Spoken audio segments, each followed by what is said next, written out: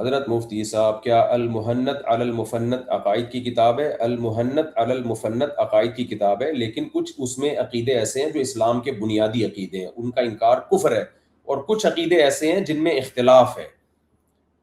عقائد بھی سارے بنیادی نہیں ہوتے، کچھ عقیدے اختلافی بھی ہوتے ہیں۔ بنیادی عقیدے وہ عقیدے ہیں، عقیدہ توحید ہے، عقیدہ رسالت ہے، ختم نبوت کا عقیدہ ہے، ان میں کوئی اختلاف کرے گا اسلام سے خارج ہو جائے گا۔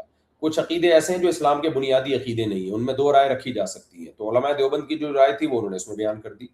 تو اس لیے، اور وہ کتاب لکھی گئی ہے ایک حادثاتی طور پر۔ حادثاتی کا مطلب کچھ لوگوں نے جا کے علماء سعودیہ کے، جو عرب علماء کے سامنے بیان کیا تھا یہ لوگ گستاخ رسول ہے، تو اس میں پھر علماء دیوبند نے اپنی پوزیشن واضح کی کہ ہمارے کیا عقائد ہیں۔ باقی جو بنیادی عقیدے کی کتاب ہے جو ساری دنیا میں پڑھی جاتی ہے وہ ہے العقیدۃ الطحاویہ۔ سعودی عرب میں، ہمارے مدارس میں، اہل حدیث تک بھی مانتے ہیں اس کو۔ وہ سب سے پہلی عقیدے کی کتاب لکھی گئی ہے، جو لکھنے والے امام طحاوی حنفی تھے، لیکن وہ عقیدے اہل سنت والجماعت کے ہیں۔ پوری دنیا میں وہ کتاب مقبول ہوئی ہے اور اس کی بہت ساری شروحات لکھی گئی ہیں۔ تو اس لیے عقیدے کی جو بنیادی کتاب العقیدۃ الطحاویہ ہے اس کو فوکس کرنا چاہیے، وہ نصاب میں پڑھانی چاہیے۔